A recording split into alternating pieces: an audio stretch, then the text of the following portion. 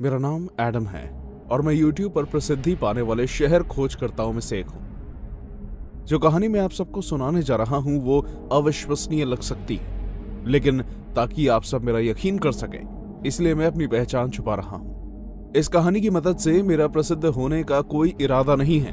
मैं बस इतना चाहता हूं कि आप सतर्क रहें और मेरी तरह गलती ना करें। आप सभी की तरह मैं भी कार्टून्स देखकर ही बड़ा हुआ हूं। आप कह सकते हैं कि मैंने हर उस शो को मौका दिया है जो टीवी पर दिखाया जाता था, सिवाय करेज द कावर्डली डॉग के। जब भी वो शो टीवी पर आता मैं फौरन चैनल चेंज कर देता और मुझे कभी समझ नहीं आता कि ऐसा कोई भी एनिमेटेड शो बनाया ही क्यों गया है जिसे देखना मुझे पसंद नहीं। लेकिन जब मैंने इसे बड़े होने पर दोबारा देखा, मुझे इस शो से प्यार हो गया। इस शो को लेकर मेरा जुनून बढ़ सा गया। मुझे इसके बारे में सब कुछ जानना था।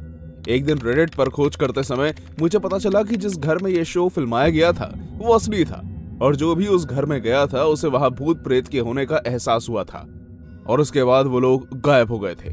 बहुत खोज करने के बाद मुझे उस घर का एड्रेस मिल गया। मैं जानता था कि शायद मुझे कुछ भी नहीं मिलेगा, लेकिन यहाँ जाने से मेरे YouTube चैनल के लिए एक अच्छी वीडियो निकल कर आ जाएगी। बिना दो बार सोचे मैंने अपनी गर्लफ्रेंड को वहां जाने के लिए मना लिया और हम उसी वीकेंड पर निकल गए। हमने घर के बिल्कुल सामने अपनी वैन को रोका। वो जगह ठीक वैसी ही लग रही थी जैसे कार्टून में दिखाई जाती थी।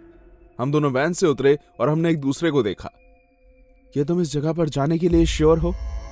वाह, प्लीज तुम अभी से मुझ पर चढ़ाना मत शुरू करना। नहीं, लेकिन मुझे इस जगह को देखकर कुछ ठीक नहीं लग रहा। सब ठीक है, ये बस एक खाली घर है। मुझे ये नहीं पसंद और मैं इसके अंदर नहीं जाना चाहती। जैसे ही मैं घर के अंदर घुसा मेरी छाती में तेज दबाव महसूस हुआ, जिसकी वजह से मैं ठीक से चल नहीं पा रहा था। मुझे यकीन था कि एमी को भी ऐसा ही महसूस हुआ होगा, लेकिन वो परेशान ना हो इसलिए मैंने उसे इस बारे में कोई बात नहीं की। जैसे मैंने सोचा था वो जगह उससे कई ज्यादा डरावनी थी। इसलिए नहीं क्योंकि वहां सब कुछ तहस नहस था, बल्कि हैरानगी की बात तो यह थी कि वो जगह बिल्कुल साफ थी, जैसे हाल फिलहाल में ही वहां कोई रहकर गया हो। एडम, ये क्या है? ये सिर्फ खिलौनों का एक डिब्बा है। क्या हो गया तुम्हें? प्रॉब्लम यह है कि अभी 20 सेकंड पहले यहाँ नहीं था। क्या एमी, ये यहीं था। तुम बस बिना बात के हर चीज से घबरा रही हो। तुम सही कह रहे हो। अब हम यहाँ आ ही गए हैं तो चलो हर जगह देख लेते हैं। चलो एक बार ऊपर देख लेते हैं, फिर हम यहाँ से चलेंगे पक्का। निकल जाओ मेरे घर से बाहर। मुझे कोई खरोंच तो नहीं आई, लेकिन मेरी पीठ में बहुत तेज दर्द हो रहा था। मैंने एमी से मदद लेने के लिए अपना हाथ उठाया, लेकिन ऐसा करने की बजाय वो सीढ़ियों से ऊपर चली गई, जैसे वो मंत्रमुग्ध हो गई हो। मैंने जैसे तैसे अपने आप को वहां से उठाया और लड़खड़ाते हुए उसे ढूंढने आगे बढ़ा। मैंने उस आदमी के बारे में सोचा तक नहीं जिसने मुझे धक्का दिया था, जो वहां से गायब हो चुका था। जब मैंने सर उठाकर ऊपर देखा, सीढ़ियों के ऊपर से एक छोटा रास्ता 2 दरवाजों की तरफ जा रहा था। मैं उस दरवाजे की ओर भागा जो खुला हुआ था और एमी वहीं थी। वो कमरे के अंदर खिड़की से बाहर देख रही थी। एमी, आखिर तुम्हारे अंदर ये कौन घुस गया है?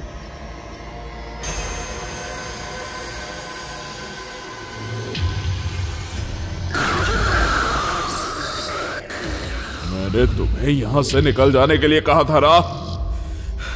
वो आदमी जिसने मुझे धक्का दिया था वो ठीक मेरे सामने खड़ा था। वो मुझे उस कमरे से देख रहा था जो अभी कुछ सेकंड्स पहले बंद था।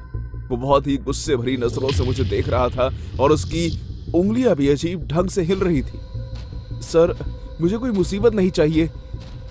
मेरी गर्लफ्रेंड के साथ कुछ अजीब हो रहा है और मैं... तुम्हें अपनी फिक्र करनी चाहिए बच्चे।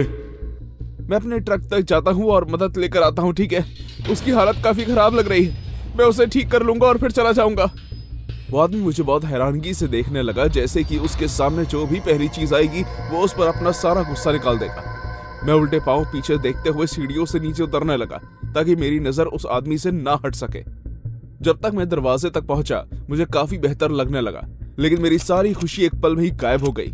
वो दरवाजा खुला ही नहीं। अब तुम यहां से नहीं जा सकते। अब तक मैं कोशिश कर रहा था कि ऐसी कोई हरकत ना करूं जिससे उस आदमी को गुस्सा आए, लेकिन अब मैं बहुत उतावला हो चुका था। मैं जोर जोर से दरवाजा पीटने लगा और उसे धक्का देकर खोलने की कोशिश करने लगा, लेकिन वो नहीं खुला। मैंने खिड़की खोलने, यहाँ तक कि तोड़ने की कोशिश भी की, कोई भी ऐसी चीज जिससे मुझे यहाँ से निकलने की मदद मिल सके, लेकिन कुछ भी ना हो पा रहा था। ऐसा लग रहा था जैसे मैं किसी बंकर में फंस गया हूँ। और दूसरी ओर वो आदमी धीरे धीरे सीढ़ियों से नीचे आ रहा था, मुझे चढ़ाते हुए। उसके चेहरे पर कोई मुस्कान नहीं थी। ओह, हम दोनों यहाँ बहुत मजे करेंगे। जब तक वो आदमी ठीक मेरे पीछे आकर खड़ा हुआ, मैं हार मान चुका था। मैं रोते हुए जमीन पर गिर गया। अब मैं उसकी दया पर ही जिंदा रह सकता था। अचानक मेरे पीछे से तेज रोशनी आई, दरवाजा खुल चुका था और एमी मेरे पीछे खड़ी थी। मैंने तुम्हें चीखते हुए सुना, क्या तुम ठीक हो? एमी, भागो! मैंने उसका हाथ पकड़ा और भागने लगा। मैं ट्रक में बैठा और मैंने पीछे मुड़कर देखा तो वहां कोई नहीं था। जब मैं ट्रक की चाबी ढूंढ रहा था तो एमी से और चुप नहीं रहा गया और उसने कहा, आखिर तुम्हें हुआ क्या था? क्या अंदर तुम्हें कुछ दिखा? एमी, तुम यहां कैसे आई? क्या तुम खिड़की से कूदी थी? क्या तुम पागल हो गए हो क्या? मैं पूरे वक्त ट्रक में ही थी। मैंने तुम्हें कहा तो था कि मुझे ये जगह ठीक नहीं लग रही, इसलिए मैं अंदर नहीं जाऊंगी, याद आया? नहीं, ऐसा नहीं हो सकता, तुम मेरे साथ अंदर थी। क्या तुम्हें कुछ भी याद नहीं? खिलौने का डिब्बा, वो आदमी, सीढ़ियां। एडम, मैं उस घर के अंदर कभी गई ही नहीं। कंफ्यूज होकर मैंने ट्रक के रियर व्यू मिरर से देखा कि कहीं वो आदमी हमें पकड़ने के लिए बाहर तो नहीं आया। जब मैं शीशे में देखा तो मेरी सांसें फूलने लगी। जिस घर में मैं अभी फंस गया था, वो घर जो बहुत अच्छे से बना हुआ था, अब टूटा हुआ दिखाई दे रहा था। पुराना, ऊबड़ खाबड़। ऐसा लग रहा था जैसे मैं किसी और जगह गया था। हे, क्या तुमने अभी अभी कहा कि वहां एक आदमी था और खिलौनों का डिब्बा भी? वो आदमी कैसा दिखता था? लंबा, अधेड़ उम्र का, काले बाल और मूछे। वो आदमी डेविड पार्कर रे था, एक सीरियल किलर, एक कातिल। तो फिर हमें पुलिस को उसकी कंप्लेंट करनी चाहिए। डेविड पार्कर रे 2002 में ही मर गया था, लेकिन ऐसा कैसे हो सकता है? एमी ने मेरे सवाल का जवाब नहीं दिया और हम दोनों पूरे रास्ते चुपचाप बैठे रहे। जब मैं घर पहुंचा तो मैंने सबूत के तौर पर अपने गले में लटके कैमरे को चेक किया। जो मैंने अनुभव किया मैं वो देखना चाहता था, लेकिन कोई वीडियो रिकॉर्ड नहीं हुई थी।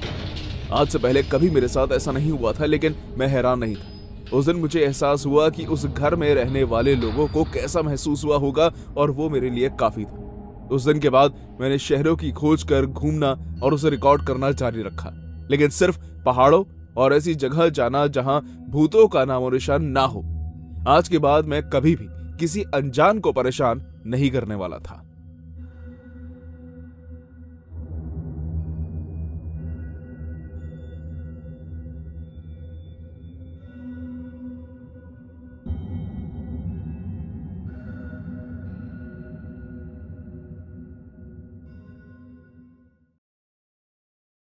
इस फोटो में आप देख सकते हैं कि यह घर ठीक करेज द कावर्डली डॉग कार्टून वाले घर जैसा दिख रहा है, जहां उनके मुख्य पात्र रहते थे, करेज, म्यूरियल और यूस्टेस। ये घर तब से खाली है जब से इस घर में रहने वाले लोग सालों से गायब हो चुके हैं। उस दिन मैं अपने कजन जॉश के घर जा रहा था। जब से जॉश और मैंने अपने बचपन साथ रहकर गुजारा था, मैं उसे अपने भाई की तरह ही मानता था। घर से निकलने से पहले मैंने देखा कि मेरा फोन बज रहा था। क्या तुम रास्ते में हो रायन? हाँ, क्यों, क्या हुआ? नहीं, मैं बस जानना चाह रहा था। सावधान रहना और किसी भी तरह की जरूरत हो तो मुझे फोन करना। जल्द ही मैं अपने कजन के घर की तरफ जाने लगा। वो ज्यादा दूर नहीं था, इसलिए मुझे नहीं लगता कि मुझे कोई दिक्कत आने वाली थी। लेकिन जब मैं आधे रास्ते तक पहुंचा, जहां अब मुश्किल से ही कोई बिल्डिंग दिखाई दे रही थी, गाड़ी ने चलना बंद कर दिया। क्या सच में? जाहिर सी बात है कि मैंने अपने कजन को फोन किया और उसे हालात के बारे में बताया। ठीक है, मैं आता हूं। आसपास कोई लैंडमार्क? आसपास देखने के बाद मुझे कुछ दूरी पर एक घर दिखा। यहाँ पास में घर है, शायद ये लकड़ी का बना हुआ है, इसकी चिमनी पत्थर की है और ये देखने में, ओह शिट, ये घर तो बिल्कुल वैसा ही लगता है जैसे करेज द कावर्डली डॉग कार्टून में था। मैं समझ गया कि तुम किसकी बात कर रहे हो। मैं जल्दी वहां पहुंचता हूं। जैसे ही मैंने उसके साथ बात खत्म की, मैं गाड़ी से उतरा और जाकर इंजन चेक किया। जैसे ही मैंने गाड़ी के आगे वाला ढक्कन खोला, उसमें से बहुत धुआं निकलने लगा। वाह, क्या बढ़िया काम हुआ है। क्योंकि मैं अपने साथ पानी लेकर नहीं आया था, इसलिए मेरे पास बस एक ही विकल्प था कि मैं उस घर में जाऊं और उनसे पानी की मदद मांगूं, क्योंकि मैं जॉश के आने तक बस यूं ही बैठकर इंतजार नहीं करना चाहता था। उम्मीद है कि यहाँ एक अच्छा जोड़ा रहता हो। बिना ज्यादा इंतजार किए मैं उस घर की तरफ चलने लगा। एक बार वहां पहुंचने के बाद मैंने महसूस किया कि वह जगह जरूरत से ज्यादा ही शांत थी। हेलो, मैंने 2 बार दरवाजा खटखटाया। वो घर पुराने होने के बावजूद ठीक ठाक लग रहा था। मैं आपको परेशान नहीं करना चाहता, मुझे बस अपनी गाड़ी में डालने के लिए थोड़ा पानी चाहिए। मैं वहां से बस जाने ही वाला था कि मुझे अंदर से कुछ आवाज आती हुई सुनाई दी। हेलो, प्लीज मुझे बस थोड़ी सी मदद की जरूरत है। लेकिन एक बार फिर कोई आवाज नहीं आई। इस बार जब मेरी नजर घर की खिड़कियों की तरफ गई तो मैंने देखा कि उन्हें लकड़ी के फट्टों से बंद किया हुआ है। हाँ, मैं पास गया और मैंने 2 फट्टों के बीच बने गैप से अंदर देखने की कोशिश की। इन फट्टों की वजह से घर के अंदर रोशनी नहीं जा पा रही थी और अंदर काफी अंधेरा था।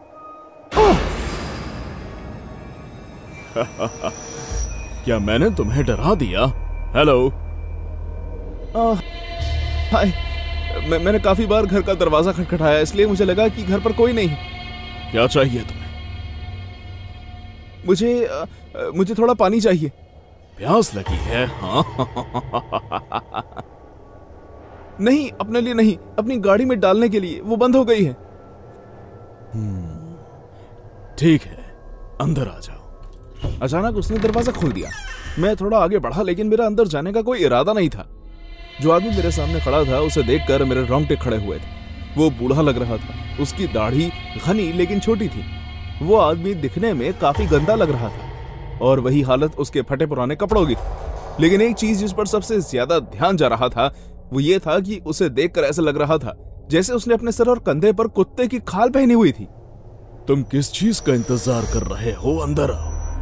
नहीं, उसकी जरूरत नहीं है। मुझे बस एक बोतल पानी चाहिए और फिर मैं चला जाऊंगा। अरे अंदर आओ ना। उस आदमी ने अचानक मेरा हाथ पकड़ा और मुझे अंदर खींच लिया। यहां से बहुत से लोग नहीं गुजरते, इसलिए तुम्हारे आने से मुझे अच्छा लगा।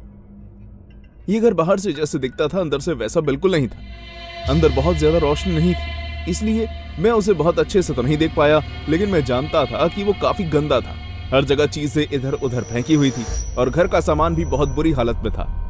हाँ, मैं नहीं जानता था कि क्या करूं, इसलिए मैं उसकी बात पर मुस्कुरा दिया ताकि वो बस मेरी मदद कर दे। क्या तुम्हें कुछ पीने के लिए चाहिए? कॉफी या चाय? मेरे पास खाना भी है। मैं बता सकता था कि वो अच्छा बनने की कोशिश कर रहा था, लेकिन उसकी डरावनी मुस्कान चीजों को और खराब कर रही थी। आपका बहुत बहुत शुक्रिया, लेकिन उसकी जरूरत नहीं है। जैसा कि मैंने कहा, मुझे बस थोड़े पानी की जरूरत है। और वो तुम्हें जरूर मिलेगा। क्या? मैं कुछ काम में व्यस्त हूं, तुम खुद बाथरूम से जाकर पानी ले सकते हो। वो ठीक किचन के बगल में है, वहां पर। और टेबल पर कुछ बॉटल्स पड़ी हैं जिनका तुम इस्तेमाल कर सकते हो। जैसे ही वो दूसरे कमरे में गया, मैं किचन की तरफ चला गया। उस जगह में बहुत गंदी बदबू तो नहीं थी, लेकिन क्योंकि हवा आर पार होने की कोई जगह नहीं थी, इसलिए घर के अंदर सीलन की काफी बदबू थी। तो अब मैं उसे नापसंद करने लगा था। मैंने वहां पड़ी कई बॉटल्स में से एक साफ बॉटल उठाई, जिसे देखकर मैं वैसे काफी हैरान था, और फिर बाथरूम के दरवाजा खोला। वो जगह घर के बाकी हिस्सों से ज्यादा रोशनी वाली थी। मैं फौरन सिंक की तरफ गया, जिस पर काले, भूरे और हरे रंग के धब्बे थे। कितना गंदा है। मैंने वहां लगे नलके को चलाया ताकि मैं पानी भर सकूं, लेकिन उसमें से कुछ नहीं निकला। हाँ, अचानक मुझे उसमें से अजीब अजीब सी आवाज सुनाई देने लगी। फिर मैंने उसमें से कुछ निकलता हुआ देखा, जो सिर्फ पानी तो नहीं था, वो काफी गाढ़ा था, जैसे उसमें मिट्टी मिली हो। मैंने उस चीज को बोतल में थोड़ा सा भरने के बारे में सोचा, लेकिन इस्तेमाल करने के लिए नहीं। जैसे ही मैं उसे अपनी नाक के करीब लाया तो मुझे उसमें से कोई बदबू नहीं आई। आखिर ये है क्या? मैंने अपने अंदर से निकलने वाली चीख को किसी तरह रोकने की कोशिश की, लेकिन मेरा दिल बहुत जोर जोर से धड़क रहा था। क्या तुम्हारा काम हो गया? क्या तुम मजाक कर रहे हो? ये पानी नहीं है। ये तुम क्या कह रहे हो? ये पानी ही है। मैं हमेशा इससे ही पीता हूं। जब उसने हंसना शुरू किया तो मुझे उसके मुंह के अंदर दिखाई देने लगा। उसके दांत पूरी तरह सड़े हुए थे और उसके मुंह के अंदर कीड़े घूम रहे थे।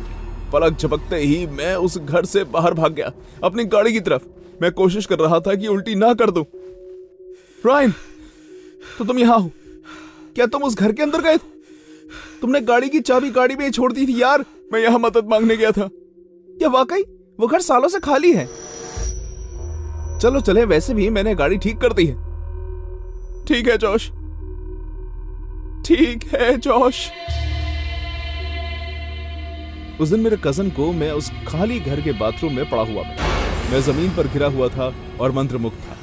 बेशक जॉश मुझे हॉस्पिटल लेकर गया, जहां मुझे कई दिनों तक रहना पड़ा। डॉक्टर्स ने जो मुझे बताया उसके अनुसार मेरे अंदर बहुत से अजीब पदार्थ पाए गए थे। मैंने उन्हें इस आदमी के बारे में भी बताया, क्योंकि मैं जानता था कि इन सब में उसी की गलती है। लेकिन किसी ने भी मेरा यकीन नहीं किया। हालांकि मेरे अंदर से सब कुछ निकाल दिया गया है, लेकिन अब भी मुझे कई बार अंदर से कुछ अजीब महसूस होता है। जो कहानी अब आप देखने जा रहे हैं वो एक ऐसे लड़के पर आधारित है जिस पर करेज द कावरली डॉग कार्टून से इतना जुनून सवार हो गया था कि उसने वो सब चीजें करनी शुरू कर दी जो सपने में भी आप सोच नहीं सकते। मैं उस समय मिडिल स्कूल में था जब मैं एक लड़के फ्रेडरिक से मिला। उसने आधे सेशन के बाद स्कूल ज्वाइन किया था, जो मेरे लिए बहुत ही अजीब था। खैर, बहुत ही शर्मीला लड़का था और मैंने उसे कभी भी किसी से बात करते हुए नहीं देखा था। वो अकेले बैठकर खाना खाता था। स्कूल से सभी बच्चे उससे दूर ही रहते थे क्योंकि शायद वो देखने में भी अजीब लगता था। उसके नोकीले काले बाल थे जो किसी भी आम आदमी को विग लग सकता था, काली और घनी आईब्रोज और तीखा चेहरा। मैं अगली क्लास के लिए अपने लॉकर से किताबें निकाल रहा था जब मैंने हॉल में किसी के हंसने की आवाज सुनी। मैं उस तरफ देखने के लिए मुड़ा। फ्रेडरिक जमीन पर बैठा हुआ था और उसकी किताबें आसपास गिरी हुई थी। 3 लड़के उसकी खींचाई कर रहे थे और उस पर हंस रहे थे। उसने अपना चेहरा नीचे रखा हुआ था। वो उन्हें रोकने की कोशिश नहीं कर रहा था, बल्कि जो भी उसके साथ हो रहा था उसे चुपचाप सह रहा था। अचानक उनमें से एक लड़के ने अपना हाथ बढ़ाकर फ्रेडरिक के बाल पकड़ने की कोशिश की, लेकिन तभी फ्रेडरिक ने उसका हाथ जोर से पकड़कर रोक दिया और अपना सर उठाकर ऊपर देखा। उसका चेहरे पर बहुत बड़ी और डरावनी मुस्कान थी। शरारती! मेरा हाथ छोड़ो! उस लड़के ने फ्रेडरिक से अपना हाथ छुड़ाने की कोशिश की, लेकिन वो ऐसा नहीं कर पाया। हैरानगी की बात थी कि वो उस लड़के से ज्यादा ताकतवर निकला और ये देखकर सभी की आंखें खुली की खुली रह गई। फिर अचानक उसने उस लड़के का हाथ छोड़ दिया और अपनी किताबें उठाने लगा। उन तीनों लड़कों ने दोबारा फिर उसे परेशान नहीं किया और ये कहते हुए निकल गए, तुम पागल हो। सभी लोग वापस अपने अपने काम में लग गए, लेकिन मैं वहीं खड़ा रहा और फ्रेडरिक को अपनी किताबें एक एक कर बैग में डालते हुए देखता रहा। मुझे लगा कि शायद मुझे उसकी मदद करनी चाहिए, इसलिए मैं फौरन उसके पास गया और मैंने कहा, क्या तुम्हें मदद की जरूरत है? उसने हैरानगी से मेरी तरफ देखा। शायद उसने किसी के भी उसके पास आकर मदद करने की उम्मीद नहीं की थी। उसने घबराते हुए इधर उधर देखा और कहा, नहीं, मैं ठीक हूं। तुम कहां से हो? लुइसियाना। मैं यहाँ अपने अंकल के साथ रहता हूँ। ओह अच्छा। उन लड़कों ने तुम्हारे साथ जो कुछ भी किया उसके लिए माफ करना। यहाँ के लोग बहुत ही बदतमीज हैं। खैर, मेरा नाम डॉसन है। ऐसा कहते हुए मैंने उसे उठाने के लिए अपना हाथ दिया। मुझे नहीं पता कि मेरा स्वभाव देखकर उसे अच्छा लगा या नहीं, लेकिन तब से हम दोस्त जैसे बन गए। मैं दोस्त जैसे इसलिए कह रहा हूँ क्योंकि आज तक मैं जितने भी लोगों से मिला हूँ, फ्रेडरिक उन सब में से सबसे अजीब था। एक दिन स्कूल के बाद उसने मुझे अपने अंकल के घर आकर कुछ देर खेलने के लिए आमंत्रित किया। उस समय मैं बहुत ही खुशमिजाज लड़का था, इसलिए मैंने बिना ज्यादा सोचे समझे हाँ कह दी। उसके अंकल एक कंस्ट्रक्शन साइट पर काम करते थे, इसलिए वो अक्सर घर लेट आते थे। जब हम उसके घर पहुंचे तो वो खाली था। फ्रेडरिक ने मैट के नीचे से चाबी उठाई और दरवाजा खोला और हम अंदर चले गए। उसने डरावनी आवाज में कहा, क्या तुम मेरा कमरा देखना पसंद करोगे? हाँ, क्यों नहीं। वो मुझे ऊपर ले गया। उसका कमरा हॉलवे की आखिर में था। आप सच माने या नहीं, लेकिन जैसे ही मैं उसके कमरे में घुसा, मुझे ऐसा लगा जैसे मैं किसी दूसरी ही दुनिया में आ गया हूँ। पूरे कमरे में काले रंग का पेंट किया हुआ था और करेज द कावरली डॉग कार्टून के डरावने विलन फ्रीकी फ्रेड के पोस्टर दीवार पर हर जगह लगे हुए थे। ये लड़का वाकई उस काल्पनिक कैरेक्टर के जुनून में था। उसने एक छोटे से लकड़ी की अलमारी की तरफ इशारा किया और कहा, और वहां मैं अपने सारे औजार रखता हूं। किस तरह के औजार? उसने मेरी तरफ देखा और डरावनी मुस्कान देते हुए अलमारी को खोला। यकीन मानिए, मैंने कभी सपने में भी नहीं सोचा था कि मैं उसके अंदर ये देखूंगा। वहां करीब 10 से 15 प्रकार की कैंचियां थी जो अलग अलग तरह के धातु से बनी थी और उनकी बनावट भी अलग थी। वो, ये तुम्हें कहां से मिली? मैंने इन्हें बनाया है। तो क्या तुम्हें ये करना पसंद है? मेरा मतलब है कि अलग अलग औजार बनाना। नहीं, मैं नहीं बनाना चाहता हूं। नहीं? हाँ, बिल्कुल इसकी तरह। ऐसा कहते हुए उसके बगल में लगे पोस्टर की तरफ इशारा किया। उस पर फ्रीकी फ्रेड बना हुआ था और फिर वो मुस्कुराया। ये कहते हुए उसकी आंखें चमकने लगी और फिर उसने पूछा, क्या तुम मेरे नए ग्राहक से मिलना चाहोगे? चाहे ये सुनने में कितना भी अजीब क्यों ना लग रहा हो, लेकिन मैंने सर हिलाकर हाँ कहा। वो कोने में पड़े टेबल के पास गया और उस पर रखे छोटे से गत्ते के डिब्बे को उठाकर ले आया। उसने डब्बा मेरे हाथ में थमा दिया और जैसे ही मैंने उसे खोला, मैं डर के मारे जोर से चिल्लाया, हे भगवान, आखिर तुमने इसके साथ ये क्या किया फ्रेडरिक? उस डब्बे में बिना बालों वाला एक चूहा था, जिसे देखकर ऐसा लग रहा था कि जैसे उसके अंदर की त्वचा किसी ने बाहर कर दी हो। मैंने इसे अपने अंकल का ट्रिमर इस्तेमाल करके गंजा कर दिया है। ओह डॉसन, ये करने में बहुत मजा आया। अगर तुम चाहो तो मैं तुम्हारा सर भी गंजा कर सकता हूँ। करूँ।